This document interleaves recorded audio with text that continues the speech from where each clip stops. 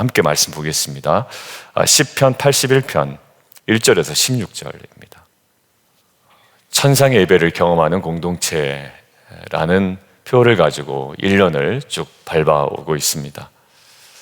예배는요, 우리가 하나님 앞에 서는 저는 가장 깊은 자리이다라는 생각이 있습니다. 그리고 그 예배는 우리 삶 전체를 새롭게 만드는 능력이 있습니다. 그런데 우리는 그 예배를 가끔은 삶의 예배라는 미명 아래 그냥 일상적으로 여기거나 또 정기적으로 드리는 예배이기에 또한 하나의 종교적 의무로 여길 때도 있습니다. 그런데 중요한 것은 하나님께서 우리를 예배자로 부르셨다라는 것이고 하나님은 우리의 예배를 받기 원하신다라는 겁니다. 예배를 통해 기쁨을 회복하게 하시고 또 우리에게 말씀을 들려주시고 또 말씀에 반응하며 우리로 하여금 살아나게 하십니다. 이것이 예배의 모습입니다. 시편 81편은요, 단순히 과거를 회상하고 회고하는 시는 아닙니다. 여기는 구원의 은혜를 기억하는 장면이 있고 또 하나님의 응답하는, 하나님의 음성에 응답하는 백성이 되기를 원하는 하나님의 그 마음이 담겨져 있습니다. 큐티를 묵상할 때 가장 중요한 것, 하나님의 마음을 아는 것이고 하나님의 관점을 우리가 이해하는 것이고 하나님의 속성을 우리가 함께 묵상하는 겁니다. 하나님은 오늘 예배 자리로 우리를 초청하시고 또 이렇게 말씀하십니다. 13절 제가 읽겠는데요. 내 백성아 내 말을 들으라. 이스라엘아 내 도를 따르라. 그리하면. 기도의 근거를 이틀 전에 했고 기도의 내용에 관해서 어제 우리가 묵상했는데요. 이것은 공통적인 결과를 우리가 원하고 있죠. 적들을 물리쳐 주십시오. 우리를 구원해 주십시오. 그런데 14절 결론이 나옵니다. 원수를 누르고 내 손을 돌려 그들의 대적을 치리니. 여러분들 결국 우리 외부에 있는 상황의 변화를 허락하시겠다라는 겁니다. 자, 이제 조금 구체적으로 설정을 해놓고 말씀을 듣죠.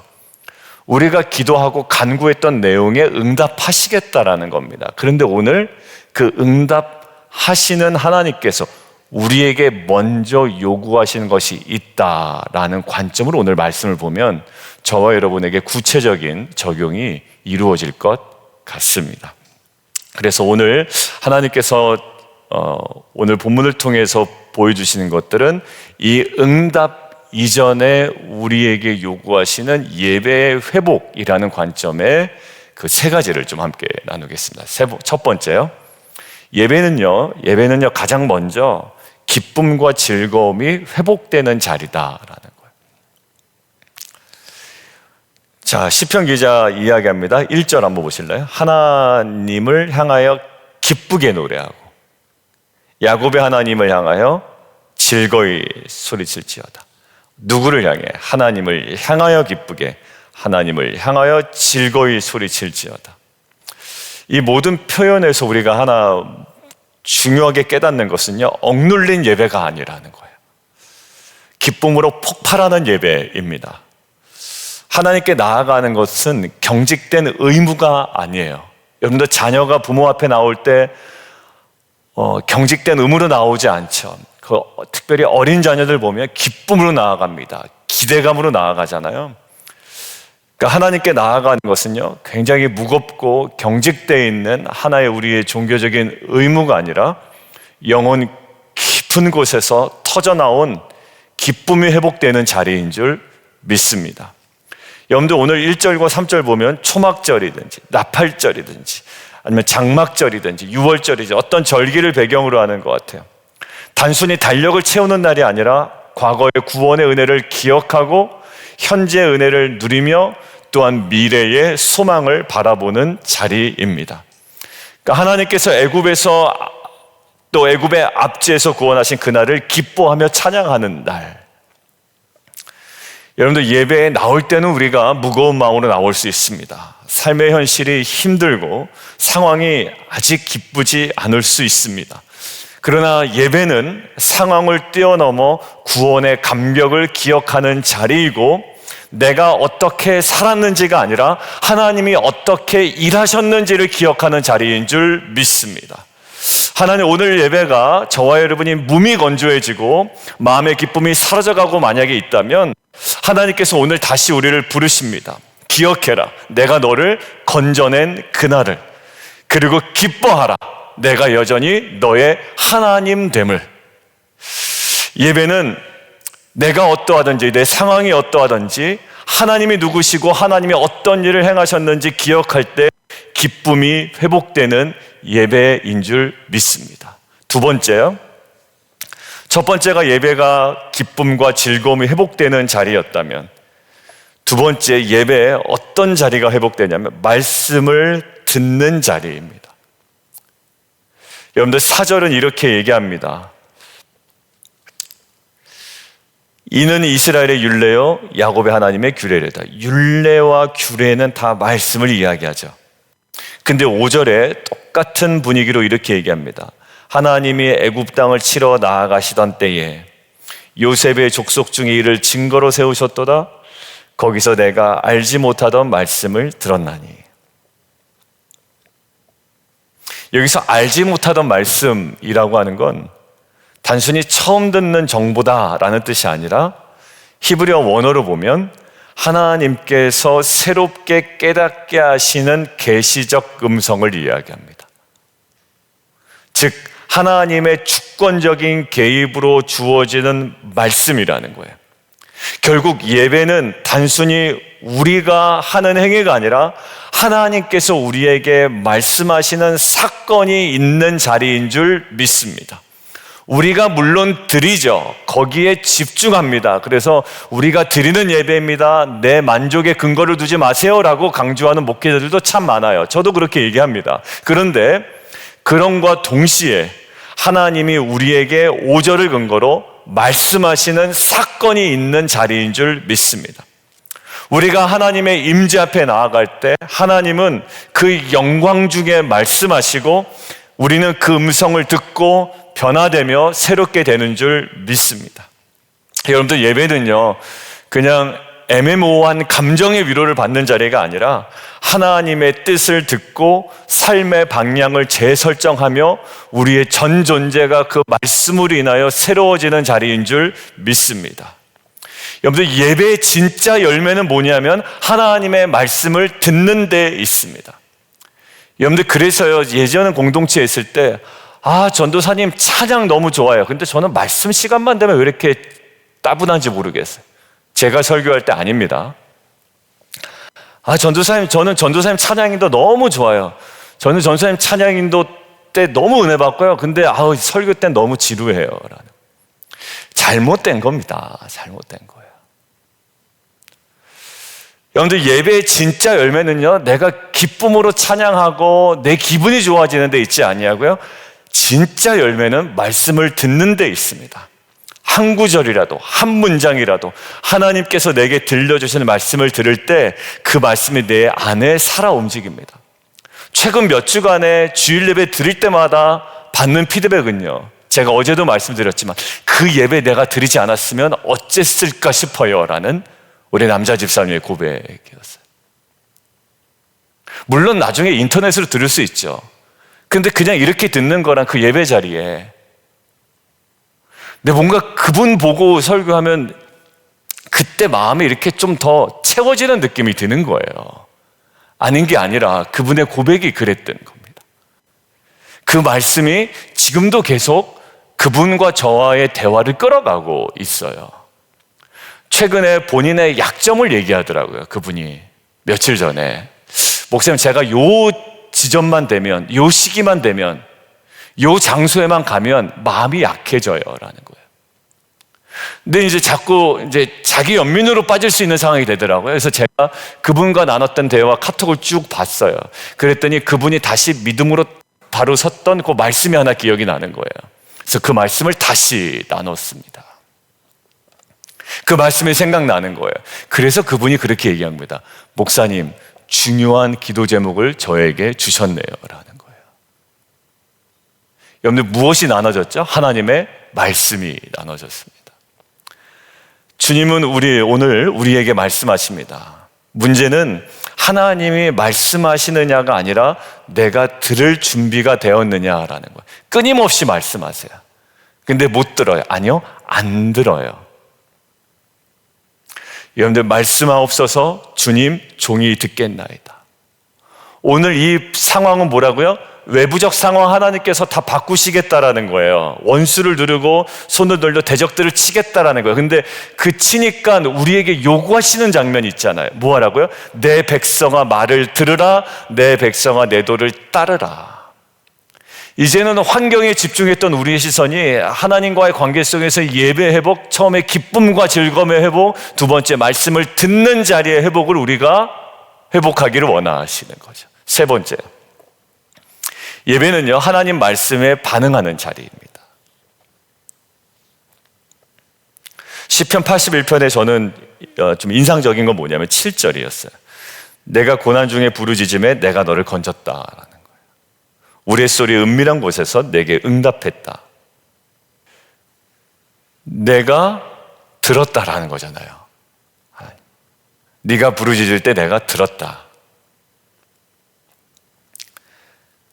그러나 너희들은 내 말을 듣지 않았다.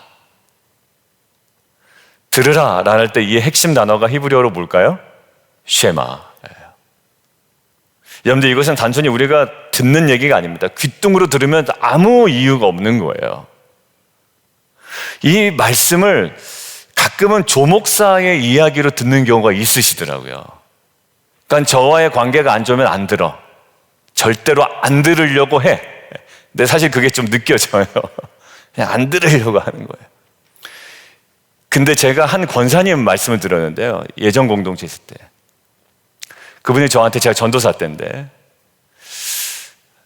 목사님 말씀 좋았죠? 이제 담임 목사님 얘기하는 겁니다. 목사님 말씀 참 좋으셨죠? 이렇게 물어봤더니 권사님이 저한테 얘기하더라고요. 전도사님, 말씀은 마음으로 듣는 거예요. 그러니까 그분이 누구냐가 중요하지 않다라는 거예요. 우리는 보통 이렇게 하잖아요. 어떤 교회 가면 목사님 말씀 좋아요. 참 좋았어요. 은혜 받았어요 하잖아요.